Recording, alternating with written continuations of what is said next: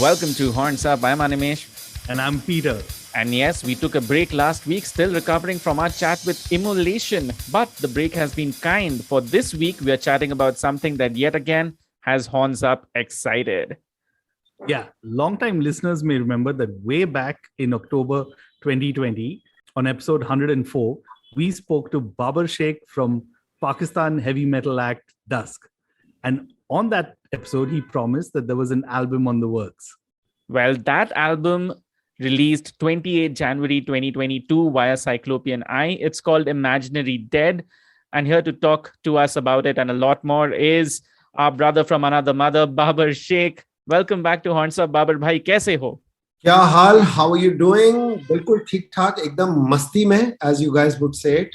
And really honored and really happy to be back. I'm not just saying that because I'm back on the chat, but I keep following you guys. Some of the very solid conversations, and I think what you guys unearth with your perspective and your questions is not the run-of-the-mill stuff. So good stuff. I have yet to check out the new one you guys have done with Immolation.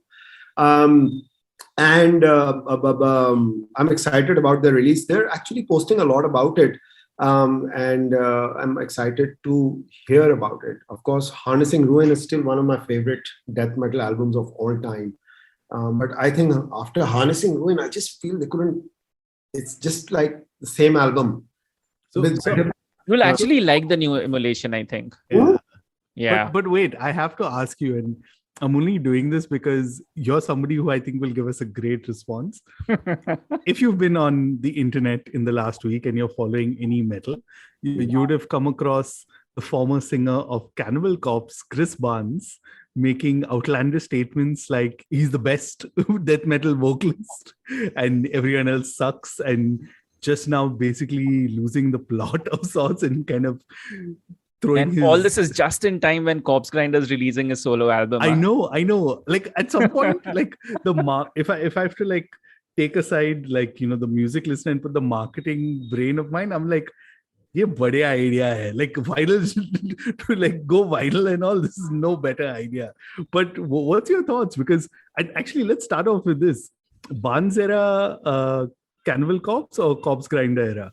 Okay, so I feel that Barnes, the shift from Barnes to George Corpse Grinder Fisher was one of the defining moments in extreme metal for me when I realized as a listener that it's not just a guttural growling voice that's behind the mic. There's a shitload of a difference between these two guys.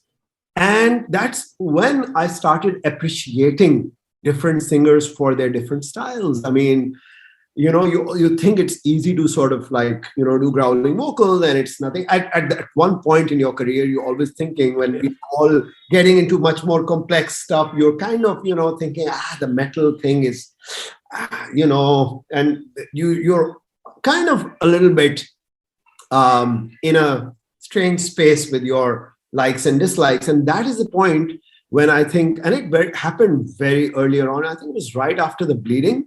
And I remember, so I've got memories with Cannibal Corpse. One of the first ones is, and most of them are from the Barnes era. The first one is me buying an original Metal Blade pressing vinyl. When I didn't own a vinyl player, way back in 1992, I bought Butchered at Birth. You bought it for the artwork, na? Of course. No, I mean, for the artwork and the fact that, I had no idea what that band sounded like, to be very honest. I was coming from Pakistan, and my only source of imagining what a band would sound like would be reading about reviews about them, right? Yeah. And thanks to publication, the one publication that got me going, that got me so riled up into metal was a magazine that was on the fringes of being a fanzine and a magazine called Metal Maniacs. Now, Metal Maniacs was run by this lady called Catherine Ludwig. If I'm not wrong. Was it Ludwig or? I think you're correct. May God bless her soul. She died of cancer a few years back. But I was lucky to make contact with her via Facebook. Actually, thanks to the social media, it's so helped me so much to get in touch directly with shitloads of people who I was fans of anyway. But when I picked up the bleeding, the butchered birth, and I listened to it, it's like the first song, which is Me Talk. Right before that is a strange sort of intro, and at that point it was kind of cool to do an intro like that because Morbid Angel was doing a similar intro in the beginning of Blessed as well, where it's kind of like some studio techniques, and nowadays it's easy, isko leke ulta kar do, isko is tarah chala do, iski layer bana do. But at that point, when they were recording on spools and ADATs, it must be like difficult for them to like actually do it. To answer your question, I'll tell you. For me, Barnes's vocals added a strange mystical layer upon and their lyrics are anything but mystic. But strange, the atmosphere, the musical atmosphere that was kind of woven by Barnes's vocals over a lot of stuff on Butchered and a lot of stuff on Bleeding, for example. Like Bleeding, that opening track, man. Whew, I can never forget the first time I listened to it. And it kind of sounded a little bit more mystical, and Fisher kind of made it sound like more in your face. Yeah. So I think that's the prime difference for me. No doubt.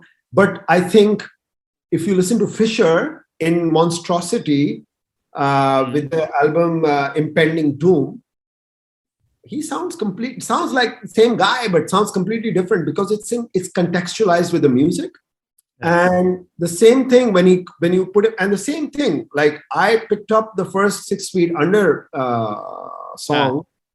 I was like, man, and I love the fact that it was Barnes singing on it, but it was the atmosphere. Didn't have the same energy. Yeah. Of course not, man. Of course not, So I hope, just to kind of have the last word on that, I hope you haven't been listening to latest 6 Feet Under, because I stopped following them after, I think I listened to them last when he sang Purple Haze. Yeah, that was fun though. Yeah. But also the Bleeding was given to me as a present, recorded on a TDK tape by the bass player for one of the finest Asian grindcore bands ever to walk this planet. There's a band from Singapore called Grey Code, and it's a legendary band. Man, Grey Code just released maybe 2 EPs or some demos or something, but man, they were such a underrated, such a heavy as a ton of bricks band. And Kavi Kumar, their guitar player, who I'm really good friends with, like a brother since 1995. He also he guested on our Thresh era split EP as well. So anyway, lots of cross connections, but yeah. That's awesome. You got to shut me up, man. I talk a lot. Yeah. We know. That's why I asked you the question. I wouldn't have asked it to anyone else. Yeah. And as such, time ki to pabandi as such nahi hai. Like largely speaking, loosely speaking. And plus, we know that we can always come back to you and have another chat. But the focus of this chat is the new Dusk album, right? The Imaginary Dead. Yeah. How would you like this album to be received? Any intent as such for the listener? So when I was reaching out to friends and people who I've been following in the scene, I reached out to people who I thought could relate to the album. People like Leila Abdul Rauf, who plays in a band called Wastum. Yeah. Also plays live with Hammers of Misfortune and several other non-metal ambient projects that she does. People like her, people like Kevin Hofnagel from Gorguts, I feel that these are people who kind of have transcended boundaries and limitations. And for me, I think every time when I'm thinking that, okay, this Dusk album is going to be like this, but it never is. It always sort of goes through a metamorphosis and it turns into something very organic. And I think that whole process is something that I've become more and more appreciative of over the years. That what I think that process or that thought is then gone through an evolution. So to be very honest, I think people who want to hold this record and listen to this record, I would say, stuff that I think the guys from Cynic said when they were releasing Focus. Well, I think that was a way forward album. Yeah. But, they said, listen to it with an open mind. And I would say the same. I think I've tried my best to kind of marry in the components. Like if I'm doing a heavy death, doom, crushing part, I make it like that. And then if I'm doing something which is very proggy sounding, it is proggy, So I've tried to keep those components real and sort of, mesh or weave into each other a little bit. Mm-hmm. I think if somebody's listened to the album, they should listen to it with an open mind. And honestly speaking, if I would want listeners to listen to just another doom or death sounding album, it would be not worth it, right? Even I wouldn't want to go through that ordeal, even if I was listening to someone on my laptop or through speakers on Bandcamp. I would think that, okay, this has to be something unique. There has to be something up for the offer. Yeah. And I totally relate to that because I must give a big shout out to, again, Sandesh Shenoy, because he sent me an early copy of the album and I did the video premiere earlier this month. And I must be honest here, right? Like when on the first listen, I was like, okay, what's happening here, right? And I think that's the thing with metal, unlike any other genres, is that you need to kind of put in. And for me, honestly, personally, this album's been a grower. Each time I listen to it, there'll be like there's so many different elements. I mean, like if I have to break down the album, you've got like so many different vocal styles, right? And if you're the typical, you either want it brutal, or it takes you on that journey. And I'm very glad you made the Cynic reference, right? Because in a way, if you listen to the latest Cynic album, on the first time you listen to it, you're like, what really are they doing? But once you actually give it that opportunity, listen to it with an open mind, it kind of like, I just remember listening to the album and messaging Animesh saying, oh my God, this album is a trip. And I couldn't describe it any other way. But having said that, right, one thing I must say is it's from the first song itself, it's very intentional how warm the album sounds, right? I mean, there is this analog sound to it. It doesn't sound digital at all.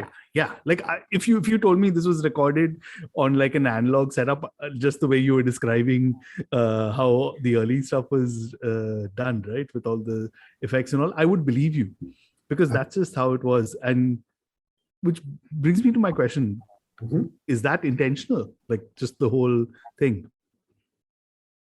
Like how warm the album sounds, is that intentional? Do you want for it to sound analog as such? Yeah, for sure. I mean, I love I love listening to albums that sound a certain way, and I think being overproduced, and this is something that I think I realized, it was almost like I was backtracking from that overproduced sound. I think myself and Faraz, even though we were programming drums back in the day on our first two albums, but I think by the time we recorded our second album, we pretty much had nailed. If you take away the programmed drums, I think the sound is immaculate. We knew how to do a polished production, and I'm not saying it was a big production, but it was definitely a polished production. So when I backtracked, when Faraz departed the band and we had serious musical differences, because I kind of wanted to go back. I wanted to backtrack into that more warm sort of heavy sound. For me, And I did a lot of reading. So it's completely intentional, first of all. I've done a lot of reading on how to sort of, and the kind of guitars I'm using. So I was mindful of the kind of guitar I was using. I was mindful of the kind of pickup. I was mindful of the kind of amps. Santiago Dobles, who was meant to play all the solos on the record and also mix and master the album, unfortunately could only appear for 2 solos because of time restrictions and but anyway, I'm just glad. Santiago's a great man, and he kind of really sort of saw my vision, and he kind of guided me to what amps. He said, "What do you have there?" And I said, "I've got these old Mesa Boogies and these old Marshalls," and we sort of recorded layers upon layers of guitars. So what you hear is not 1 or 2 guitar tracks, but they're like, I think, several layers played in the same way. And they kind of multi-tracked onto one another to create that sort of, sound. And I'm a big fan of like, if you ask me, I love the style, the guitar playing style of Euronymous, not because he's Euronymous from Mayhem, but to be very honest, that guitar playing on Funeral Fog, it's hard for me to explain, man. I mean, that's a monumental moment in extreme metal. The way he picks and he plays guitars is so beautiful. And I use this sort of word to express myself, beautiful, And it's almost, you feel this kind of mist of like fog layer, the way the guitars are actually approaching. And I try to exemplify those moments. I think there's a bit of Mayhem that comes to mind when we sort of go with that dissonant chord in the first song. And I always wanted to open the album with an intro. So what happens in track 3, where a friend of mine does a narration for a beautiful analog sounding intro, that was the intro. But when I wanted to put the album out, I said, no, man, it has to sound with this heavy power chord and these sort of crashing drums. So we didn't go through any extra miles of misery to sort of make it more warm, but I think we didn't overproduce it, and we kept it real. And I think when I was very mindful of the kind of guitar I was using, all of the stuff that I have is pretty much old school. I haven't jumped the bandwagon right now, like most of the extreme bands, and started playing a Fender Jazzmaster or a Jaguar, but I'm still playing an Iceman with some solid deactivators, and I'm playing a Flying V with a 67 reissue, which kind of gives a really heavy fuzz, that beautiful. That's a classic sound. And with the Marshall and the Mesa layered upon each other, you can't go wrong, I think. That's interesting. Okay, so that question came about because we'd had a chance to listen to the album, and I'm pretty sure whoever's tuned in right now and has not listened to the album is wondering what it sounds like. So Babar, pick a song for us to play, right, from the album. Which song do you think best is a great example of what you were trying to achieve, this old school warm sound that we just spoke about? Well, I think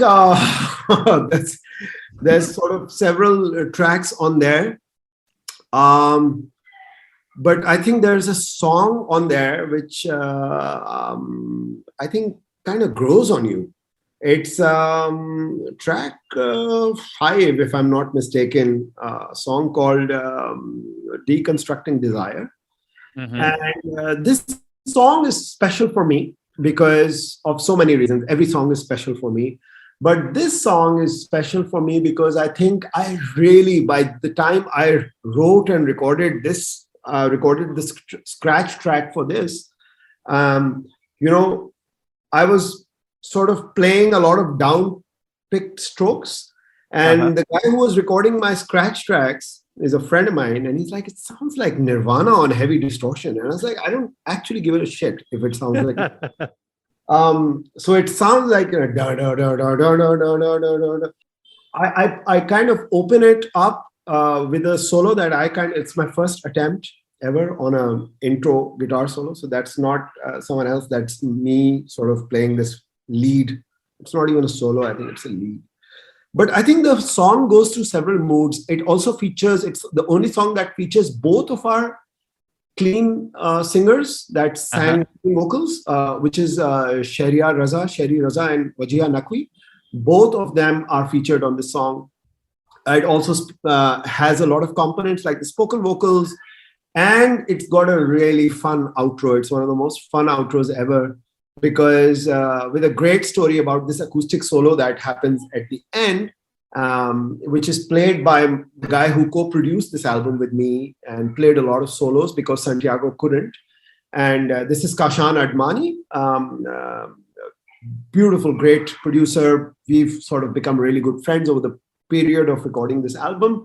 And I told him, why don't you play an acoustic solo? And he said, sure. And I know Kashan is a perfectionist to the T. Perfectionist to the way where it sounds too clinical for me. So this, what you hear at the end of Deconstructing Desire, this guitar solo, is actually a rehearsal take.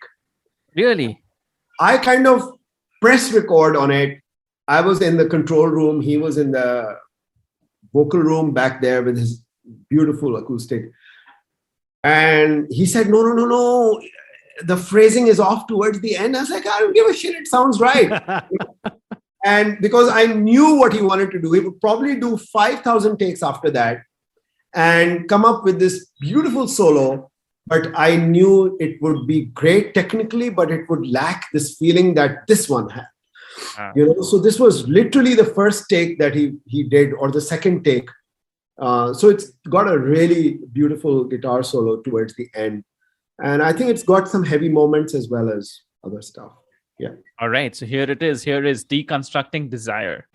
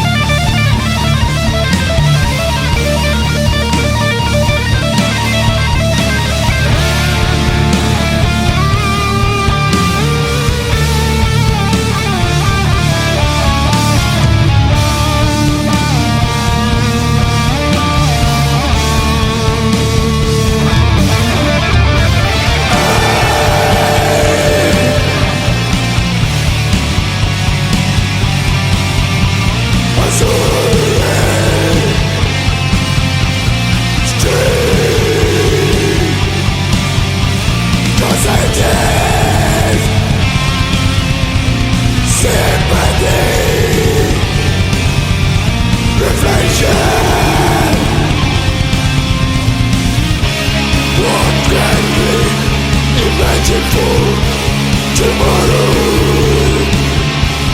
Escape from the prison of expectations. Superficial beauty is the blood. Reality lost to recognition. Understanding substance.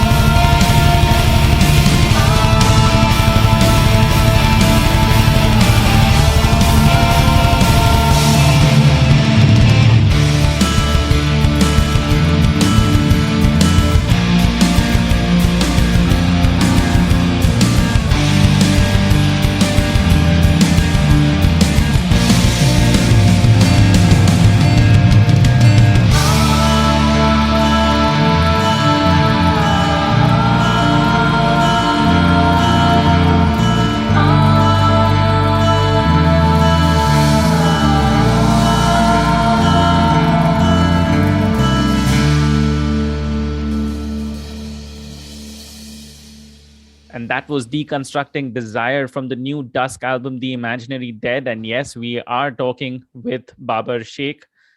When I was listening back to our early conversation, right, you have one aspect which is like, the crushing heavy bits. And I'm glad you mentioned that actually the third song was supposed to be the intro, because when you come to those first two songs and then you go to the spoken word part, like kind of thrown off, like what's happening. So the way I divided the album, and if I wanted to do it, is you have the crushing heavy parts, then you have these spoken word parts. There's that entire part which I think threw me off, where you put in the modem, the dial-up sound. I was just like, what? That one was a proper trip. Yeah, because you're just like, relates to that. Yeah, it's like literally, and I have to use the Hindi term because I can't say it properly in English, but sabka bachpan yaad aata hai, right? Hearing that dial-up tone, and that's the way I would look at it. Like, you've got there, and also I wanted to understand just the sequencing, because this it like, I know you've said you initially thought that you'd want the spoken word in the start and then you put it there. Tell us the metamorphosis that happened in there. I mean, so I planned the album. I said I'm not going to do any filler tunes on this album. I could come up with enough material that I'd written over the years, and this is starting when I would sort of be driving and record riffs with my mouth into my iPhone.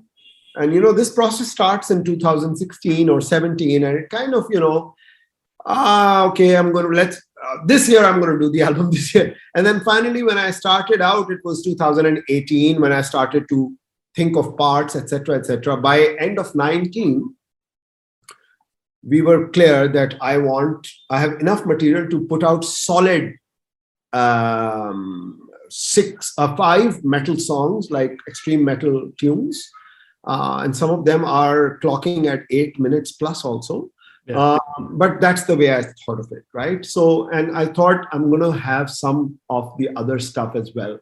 I started toying around with an analog synthesizer, which I got my hands on in 2018 or 19. And I play with another band, which is a non-metal project. And I was kind of bored with playing bass on that band because I really wanted to mess with the bass sounds. And I think it's a thing now. The pedals are back. A lot of analog gear is back with a lot of indie bands. So I Yeah. jumped that bandwagon. I said, I'm going to go one step ahead and sort of worship Geddy Lee here and have an analog synth in front of me with a bass and also try to like do something. So this analog synthesizer, kind of like a version of a mini Moog, came into my life. And I started playing with some things that I could do. And so what I did was, two of these things came very naturally to me. That both of the ones that have no guitars on it. One is something called Twilight Morse chord, and the other one is something called monochromatically reimagined. Yeah. Monochromatically, I always get confused between monochromatically reimagined and identity's burden. So these songs are also all. So anyway, so this these two came very naturally to me, and I went into the studio very earlier on in the beginning of the process, which was around COVID, when COVID was starting to take over the world. And that is the time when I recorded 3 or 4 tracks in each song out of my synthesizer with, twisting the knobs and all of the shit that you do in analog, on an analog synth. And then I forgot about them. Yeah. Concentrated on all the metal stuff. And finally came back to them in 2021. And I'd completely forgotten that one of my friends who was filling in, subbing for the recording engineer at that time, was a sax player. And he said, hey, if you want, I can bring my sax tomorrow. And I said, please do it. And I remember that very day we went to the studio, and he just stood there and he played some stuff on his sax. And also we forgot about that completely, like what he played, how it was sounding. And now in 21, I kind of went back and I did nothing. On Monochromatically Reimagined, I did nothing but actually took his sax. We gave it shitloads of reverb and like a lot of ambient sound. So it sounds more like a haunted ship horn or something. And then it's just the synth under it, right? And we did nothing and it sounded right. And the guy said, oh, 5 minutes of that? I said, screw it. Sounds okay, And the same thing, I wanted to really have Tagorji on my album somehow. And I was like, okay. So I went to international copyright-free website where you can actually download an AIFF. And so you hear Rabindranath Tagore on Twilight Morse chord. And that song is actually inspired by a Morse chord, because that tonality on the analog synth is a Morse chord tonality. I think Cynic has used it on their new album as well. On one of their first songs that came out as a single, it also has a Morse chord. And I think it's sort of the same sound effect, but I really messed with the thing. So, and to answer your other part of your question, I think at the end of it, I kept thinking what this should sound like. I think Inanimate Reflections was for me always track 2, always. Okay. Because it is a little speeded up if you compare it to the tempo we do with Dusk. It's a little bit more mid-tempo fast. And I don't know, I always think that I don't want people to get the wrong impression that, you open with a fast track and then slow. No. Throw in the fast track somewhere in the middle. Egan Grau was a track that I think is the most complex and technical track I've ever written in my life.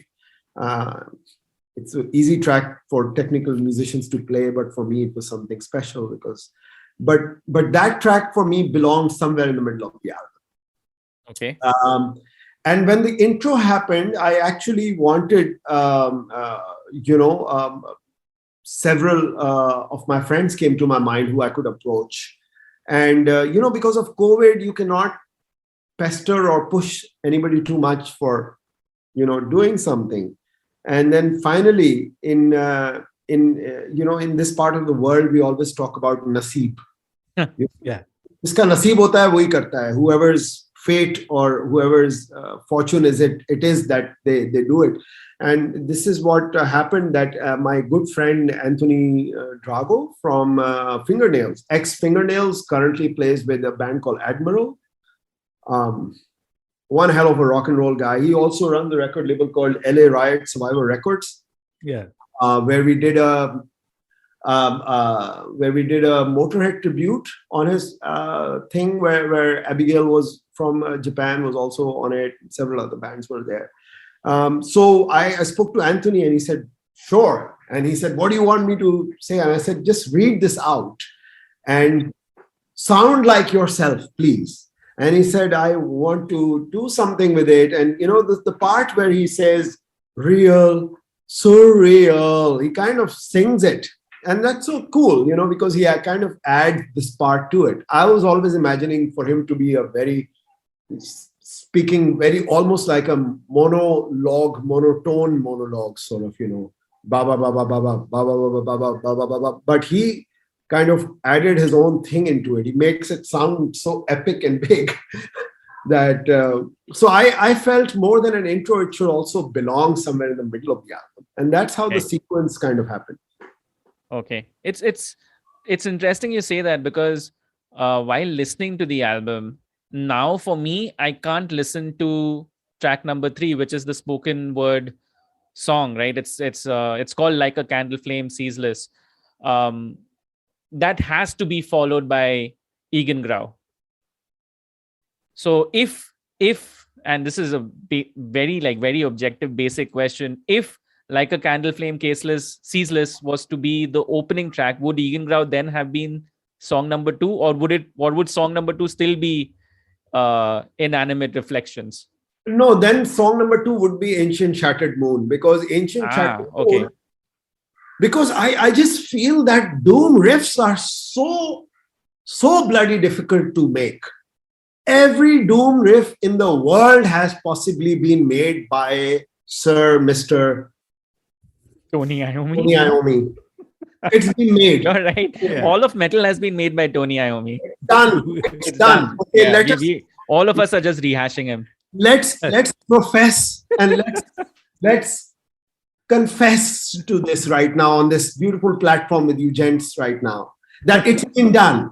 Yep. Nothing else original can be done in doom metal. Yep. I, Babar Sheikh from Dusk, Pakistan, am saying that. You put me on record. So it's really difficult. So when a doom riff comes to you, it really, and it sounds like, I have a collection of doom riffs that I could make 2 doom albums out of, which I always shy away from, because I was like, nah, this sounds a little bit like Sabbath, and this sounds a little bit like Sabbath, and this is good, but it sounds also like Sabbath. So I have to kind of walk away from all of that shit. I'm very mindful of not, okay, fine, there's moments on the album where there's homage to Sabbath. Yeah. Of course. And that I completely take ownership. That's beautiful. That should be there. You hear it with Cathedral, you hear it with every other band.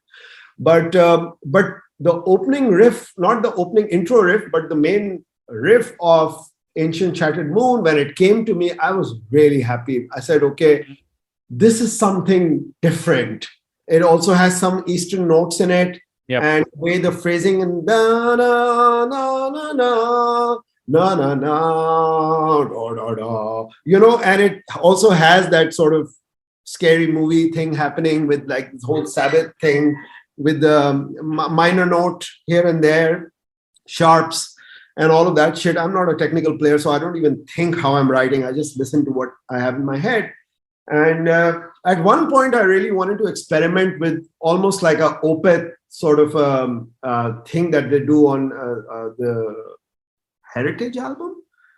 And I really thought I should, and I'm not technically as gifted as a bass player to play that, but I really wanted to get someone, and we have tons of really technically gifted bass players in Pakistan also who would play that style. I wanted to almost get a jazz guy to sort of play like a almost dialogue between the riff and a bass, like And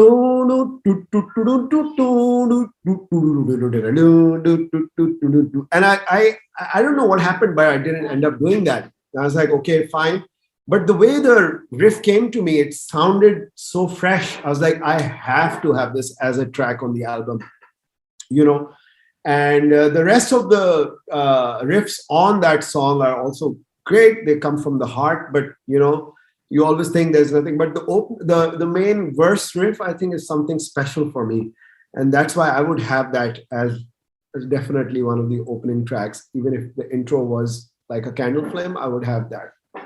Okay, we've spoken so much about Ancient Shattered Moon. Let's listen to it, and then we'll come back and chat about this particular song a little bit more, because it's a special one for Dusk.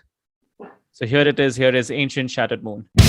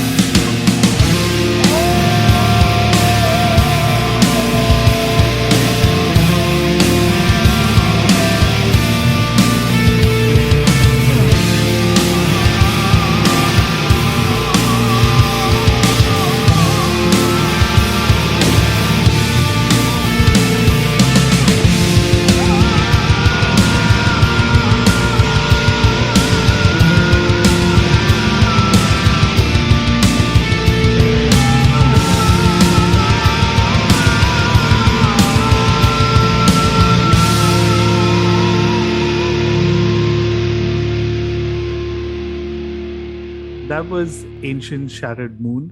And the reason why it's actually a special track for Dusk is because for the first time you actually made a video for a Dusk track. So I have to ask you, I mean, considering that, that's your day job, if you think about it, right? Like working on video and stuff. After 2 decades, why the need to kind of now make a video? I mean, if you think about it, like traditionally, we've spoken on our last episode where all of us like discovered metal through videos, right? And this was MTV and other channels. But in the age where basically everyone's watching YouTube, why the need to create a video this time? Okay, so Ancient Shattered Moon's video is actually technically the third video that Dusk ever did. Dusk did a video for something called Returning, which was on our track on our first album, this song called Returning, and I kind of also made this video in a very interesting manner. Then the second video was also made for a track from the first album, kind of like a ballad track that we did called Still Black and White. It's essentially a spoken word with a lot of clean guitars type of stuff. It was done in 1999, way before Opeth pulled out Damnation. Yes, I'm saying that on record. So Michael Ackerfeld, we hope you're listening. Good. So this is at least I think 5 years before Damnation came out, where with proper drums, with a clean guitar and spoken word. I couldn't sing to save my life, so I wasn't singing clean. But there was the second video, and then this came out. So Sandesh, when he heard Sandesh Shenoy, our good friend, hey Sandesh, was listening to the demo unmixed version of Ancient Shattered Moon, and he said, "Whoa, man, this sounds heavy, and we need to really push it, promote it somehow into the doom world." And Ekto Dusk also is not a doom band. I don't know what it is. It's a death doom band. I don't know what it is. I failed. It's heavy metal. Let's put it heavy metal, yeah. Or heavy metal, yeah. And then he said, we really have to sort of push it. And I said, sure, what do you want me to do? He's like, can you do a video? I was like, shit. And I hate doing a video because I feel the music of Dusk deserves a humongous budget video, which I obviously do not want to do because the money is going to come up out of my pocket. And I don't have that kind of money, to be very honest. Also, I do not have any musicians who are participating as per se on the album. So it's going to be really shitty to sort of do a video with like dummy musicians. Even if I do a really cool sort of a handheld camera and like a performance video. So it doesn't work, right? So I said, okay, what am I doing? So I was kind of working with all this footage for one of my other projects where we were kind of going around and studying these trees that are it's a research project. And I had some interesting stuff, and I was just messing on an editing software on how, I would blend these images and stuff like that. So basically Ancient Shattered Moon is essentially a lyric video. But it turned into something different with more, usually in a lyric video, you have one thing coming and going, and the lyrics. For this, it's much more than that because I didn't want it to be boring. So I have many other images. But as per se, there's no narrative by that image work. It's more sort of creating a mood with all the black and white. So almost all of those images are from trees around Karachi, where I went researching for them for another film research project I was doing. So it kind of nicely marries into it. Okay. One interesting thing that you spoke about there was the necessity of doing the video in order to basically talk more about the album and let it reach people in that manner. Yes. I want to ask you, how much work do you put in to promote?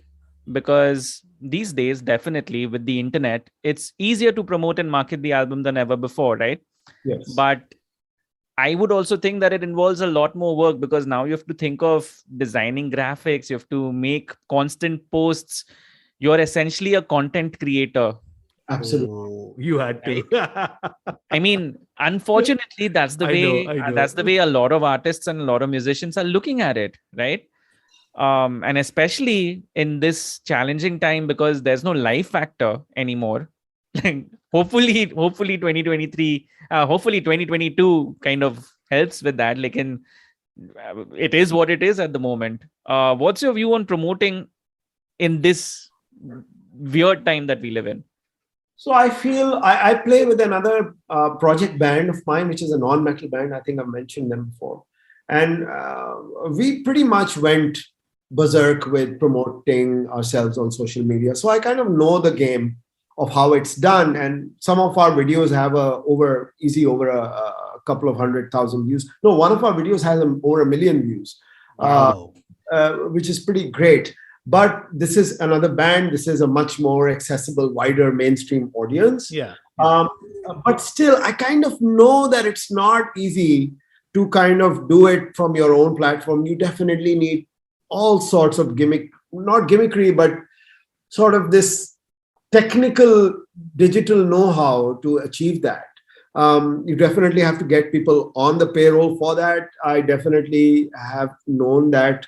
So I leave Dusk to what it is, which is essentially a passion project. When I am really flattered when people like major players in the international scene praise me for my production and my work on the album and I wouldn't take credit for it. I think the album is a big joint effort. But I feel at the same time, it is a passion project at the end of the day. As far as nowadays, I think is concerned, what I'm doing a lot, thanks to Instagram, is how I made connections, and Facebook, how I made connections through the world. Santiago Dobles, I know through Facebook, through a Facebook message, and then he ends up playing on the album. He ends up not playing on the whole album, which he was meant to be, but he does play on at least a couple of songs. And I'm friends with the guy, Patrick Mameli, from Pestilence, one of my all-time heroes. Paul Masvidal from Cynic. Many other people. Ernie C. from Body Count, man. Just a message away, these guys, and so honored to actually hear from them and, chat to them, stuff like that, Yeah. I like the fact that it's making... fan, by the way. Sorry. You are a Bodyguard fan. Big time. Okay. I cool. don't know why. Whenever I think of that band, I can only think of one song, and it's Talk Shit, Get Hit. That's just the way. You hear something they did a couple of years back called "This Is the Way We Ride"? No, man. Man, you guys should check out that song. Also, they did a Slayer cover. Yeah, of course. Yeah, that's the one we saw. Yeah, that's one. Killer, isn't it, man? So much. That was cool. Yeah, that was cool. One of the better Slayer covers ever. I know. Ever, man, and they really nailed it, man. Yeah, completely. Sahi tha. But I must bring up the solos. I mean, you brought up Santiago Dobles a couple of times, and I remember in our last chat you had mentioned that he was going to play on the album. So it's just kind of going back to what you said about the sound, right? Because when you hear the solos, and especially when you put it into the context of Death Doom, right? This is not your typical solos that you hear on there. Like, I made someone else listen to it, and they're like, please tell me, like, I quote them. They said, I'll hang up my metal boots if this guy is not a fan of like Sabbath and Zeppelin and stuff like that, because it was that evident in there. So tell me about the solos. I mean, I know Santiago played. Who else played? And like, what's the role that you play in that, right? Like, do you just kind of say, hey, this needs a solo, or do you kind of give them direction or references? How does that go? Okay, cool. So as far as Santiago is concerned, Santiago ended up playing on 2 of the songs. One of the songs is on the album, which is Egan Grau. One of the more complex, weird time signatures I'm playing a very weird, I don't even know how to count time signatures, but I just played a very weird time signature under it. And Santiago, I think it's one of the most complex solos I've ever heard in my life. If you heard the solo on Egan Grau, it's like, I don't know, it's like a blender machine going wind backwards and sort of, it's very weird. And then he played on Ancient Shattered Moon, but that appears as a bonus track on the album. Ancient Shattered Moon with the alternative mix, which appears as track 9, has Santiago's solo on it as well, which is a beautiful solo. But by that time, I didn't know what was going on. And I told Santiago, listen, man, I'm going to go ahead and start recording solos here because, time isn't happening. And I really, at one point, I wanted to get the album out of my system because it had been enough.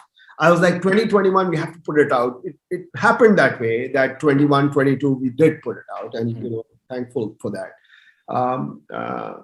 But what I did was, so who plays the rest of the solos, which is track 4 of the solos, which is on Ancient Shattered Moon, Inanimate Reflections, Deconstructing Desire, and Identity's Burden, is someone called Kashan Admani, who is a rock player. He's one of the most sorted, solid producers in Pakistan. And when Santiago and me it didn't really work out that we're going to mix the album in Florida with Santiago, Kashan said, man, I think we can do it here, sitting together here. And I said, okay. And we did it. And then I said, listen, you know what you're going to get into now? If you're going to mix the album, I'm not going to get someone else to play the solos. And he's like, okay, I'm going to hold the guitar. You tell me how you want it to sound like, right? And that's something that I did with Santiago as well, that I written notes. Those are very interesting notes on Microsoft Word. I typed what I hear happening. Like I hear a bit of Andy LaRocque, Michael Denner happening over here. I hear some George Lynch happening here. I hear some tapping happening here. And then I just give these cues to people because this is what I do for a living. I work as a creative director. So also don't want to hold someone's hand and say, do this. I've always been against, especially in Dusk, I've been completely against using people just for their technical abilities. No, sir. It has to be their own trademark. For example, the solo on, I never thought Ancient Shattered Moon solo has to be on a wah pedal. And Kashan pulled out his wah pedal. He asked his studio helper, he's like, let's pull out the wah on this. And I was like, whoa, wow, are you going to play this on a wah pedal? I never thought of it like that. But then it sounded so beautiful. And he plays it on a Strat, I think, as well. And it just sounds so killer with that solo and without any extra work, just played through a very honest tone of a Marshall through a wah. Inanimate Reflections, also Kashan plays. He plays a bit because he said this track reminds me a little bit of when he was getting into Maiden and all of that stuff in the 80s. And he said it's sort of like, with the guitar harmony. And, I was like, okay, Maiden, he's thinking Maiden. I'm thinking Sacramentum. I'm thinking Dissection's first album. But he's thinking Maiden. So he wanted to play that sort of Neil Murray style. Very, very like that kind of 70s, 80s heavy metal, new wave of British heavy metal style sound. So this is how it happened. The most interesting solo for me is the solo on Identity's Burden. And he played it, and I did the same thing that I did for his acoustic. So I kind of pulled the jack out of his guitar or something. Like you're not playing it again. This is beautiful. This is immaculate. You're not going to play it again. And he said, okay. And I kept thinking, I was like, this solo sounds so beautiful. It can't sound so beautiful. And I was like, what does it remind me of? And there's a part in the solo where he goes, and he goes, and I was like, okay, hold on, and I played it to my assistant director on a film set I just sang it to him. Like, what does this remind you of? And he's like, for whom the bell tolls? I said, no, but what it actually is fairies wear boots towards the end of it. Yeah. And I told Kashan, I was like, dude, man, I think we're going to change the solo. And he's like, why? And he's like, I said, because it sounds like the outro to Fairy Wear Boots and Fairies Wear Boots. And I said, he said, dude, I've never heard that song. He's been a Sabbath fan, but he's a rocker. He's much more into Lynch and a lot of other stuff from the 80s than into Sabbath. So he's like, I've never heard that. So it's not copying at all. And then I said, sure, of course, So we just sort of, and with we sort of added some very 60s sounding reverb on it. So it sounds a little different, but if you dig deep, so I like to think of it as a homage to Sabbath with yeah, fair enough. That part of Fairies Wear Boots where it goes dum dum dum dum and it goes so that part sort of for like half a riff throws you back into that zone of Sabbath. Yeah. Now, considering that Kashan played the solos on the album, he also helped, you said, co-produce it. Yeah. And now let's just like leave the current reality we live in and just be very optimistic that there is a live Dusk gig. Would you see Kashan joining you on stage now? Man, I see Kashan's a big time producer. He said he'd love to join me. I asked him already. So I threw this thing in. I was like, dude, what's up, man? I told him, heavy metal tours are very different from your, getting out of a Mercedes SEL.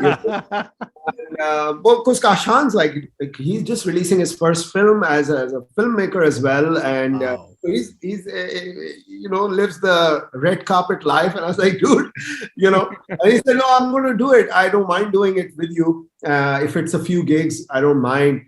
But I think essentially it's myself and the nucleus of the band that actually realizes. And one of the points that I'd like to bring up here is the fact that I'm essentially a bass player. I don't play bass on this album.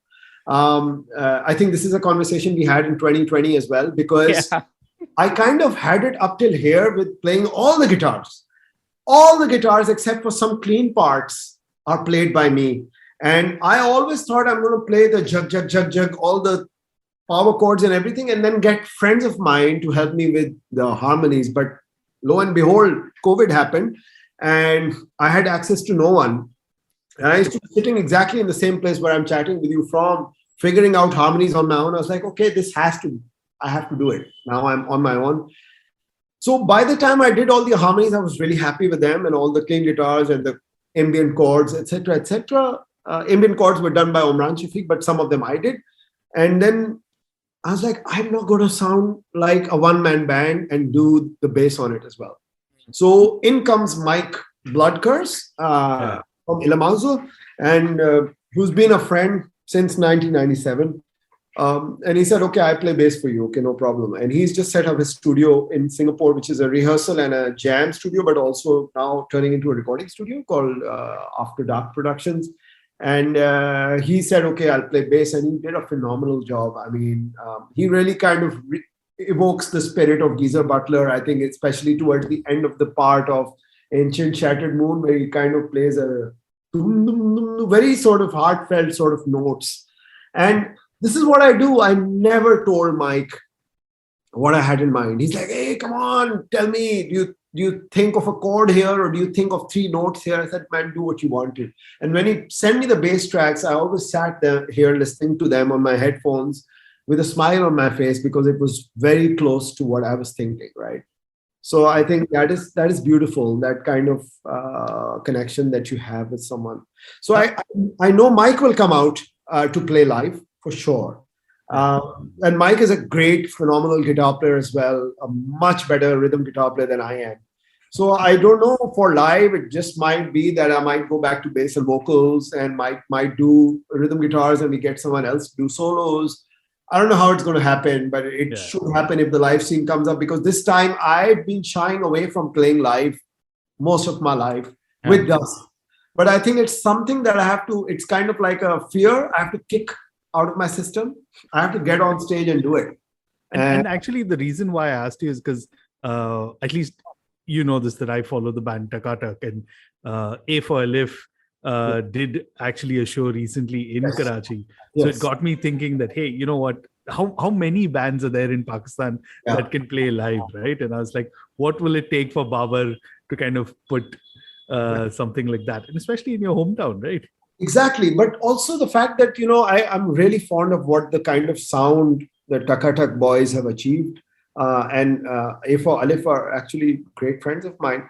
But when you talk about this album sounding very warm and analog, it also is that, I'm very, now this is where I say I'm really open-minded when it comes to let people do their thing. This is one thing I'm not open-minded about, is this sort of stylization that I have imagined for Dusk, and anyone with I feel the overtly technical bit probably never works.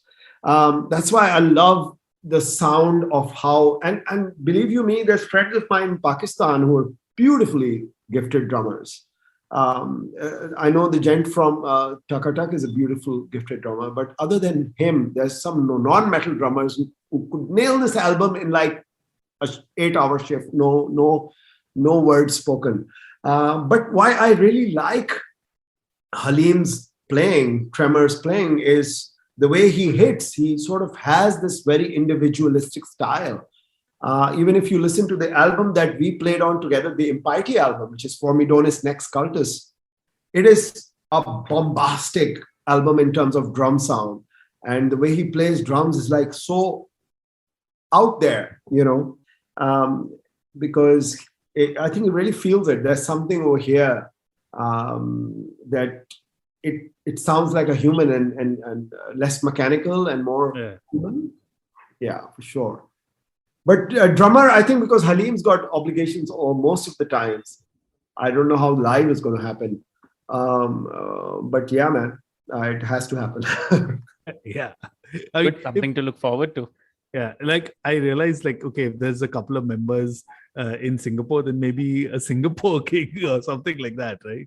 Or an Asian gig. I think it's easy to travel thanks to all the low budget airlines now. It's easy to travel within Asia. And at our ages, most of us are old men now. A little time away from the family and sort of, okay, I mixed this up into a small, okay, I spoke too soon, family. So, but yeah, a little bit of sort of everybody thinks, okay, I could take some time off, do a gig in Sri Lanka or Thailand or something like that, mix it up with an vacay time or something like that. I think it makes sense.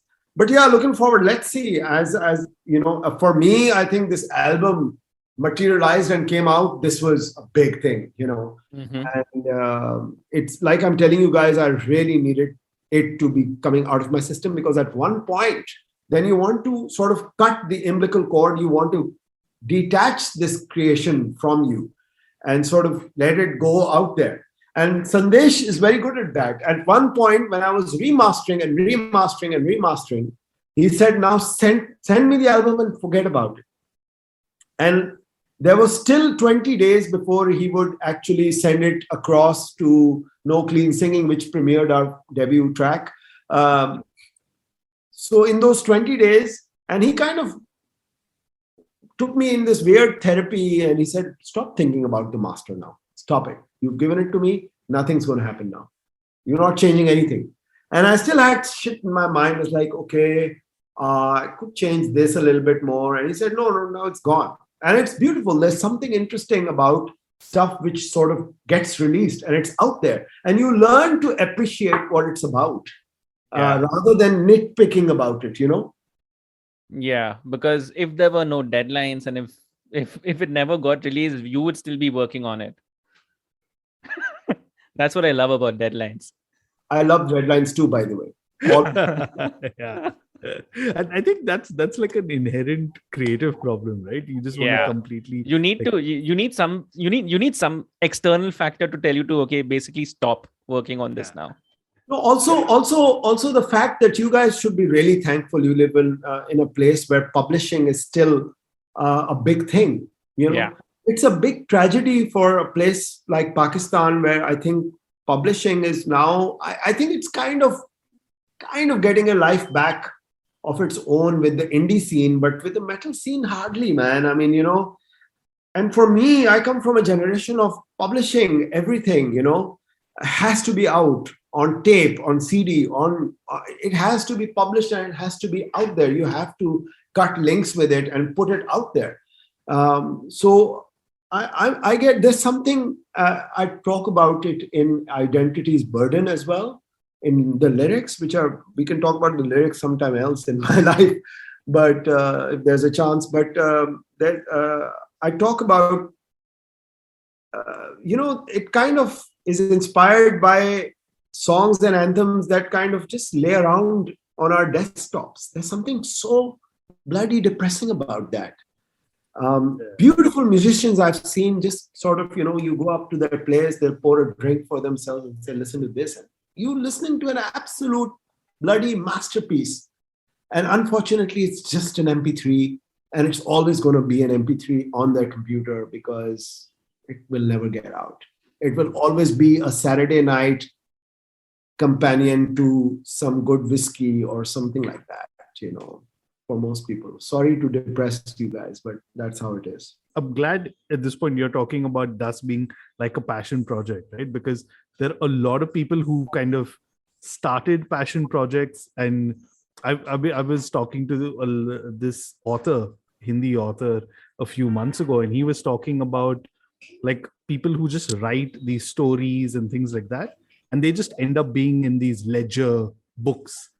They never get published anywhere. And like when you read it, you'll think that, oh, these are great stories, but it's that, I think, the South Asian or just that mentality of, creative, right? How do you kind of value it? So I totally understand where you're coming from with that.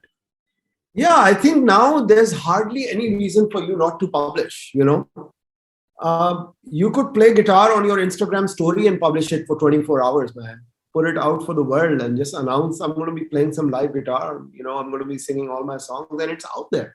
It's so beautiful that there's so many avenues now that you can actually explore. Put it out as a video on YouTube or like a track or anything, but it should be out there, I feel. It should, because this is what gives birth and gives way to new creation. Then, it kind of goes out there into this cosmos of digital technology and probably does nothing, screw thinking about how many views or listens it has, Exactly. Once it's out there, time for you to move on to the next thing. Absolutely. Right? Absolutely. So, having said that, what is the next thing? Have you already thought of something? I know there's a split album that you're planning to release this year, right? Split album with Anatomia from Japan has been in talks for a number of years now. We were at least been talking about it since 2018, I know for sure. So that's the, Vikram Bhatt says, that's the doom pace. We move on, Talking about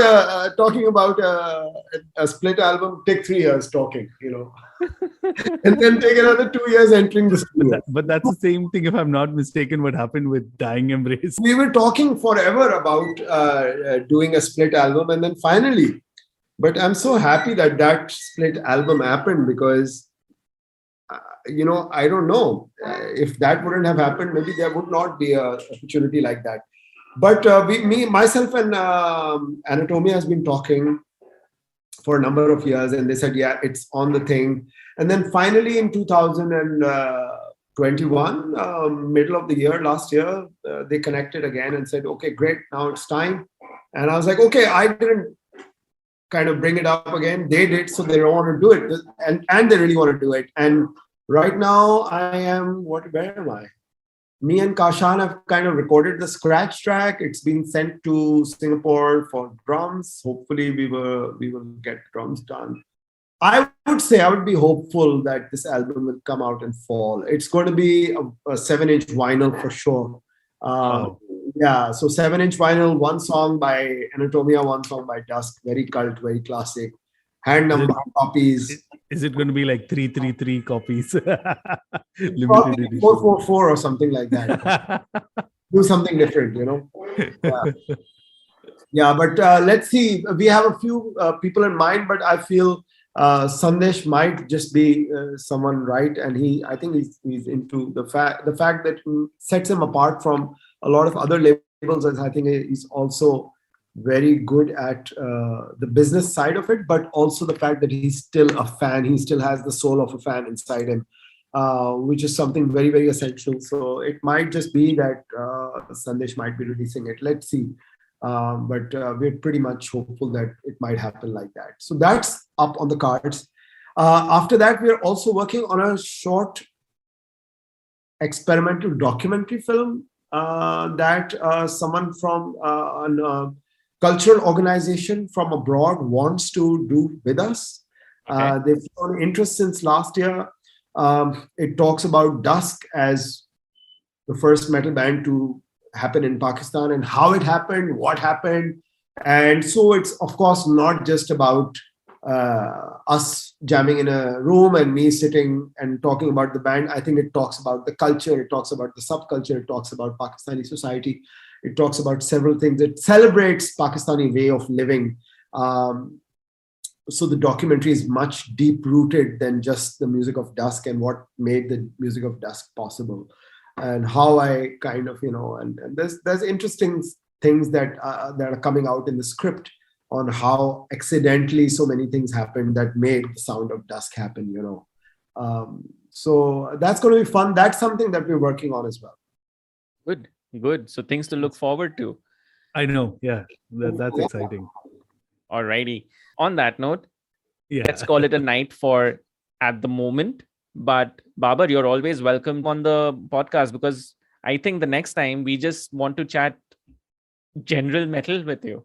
Yeah, like fandom, just like the start. Just fandom, yeah. Yeah.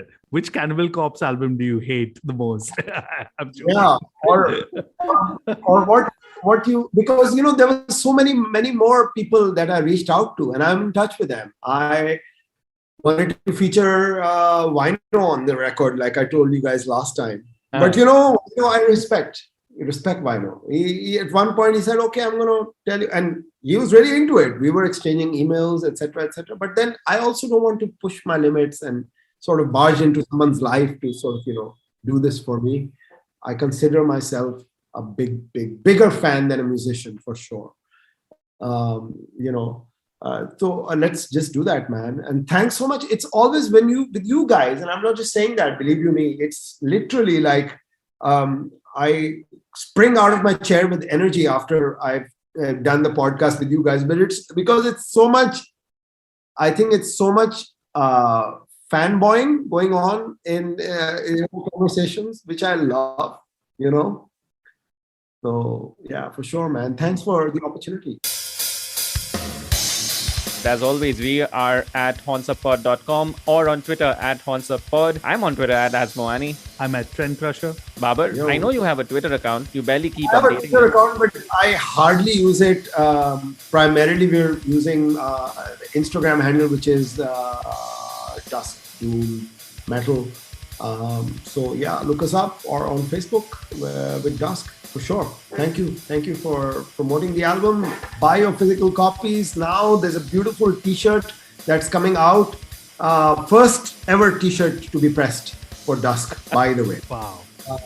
So the t-shirt line is something superb, something beautiful that we're putting out, that the label's putting out. So yeah.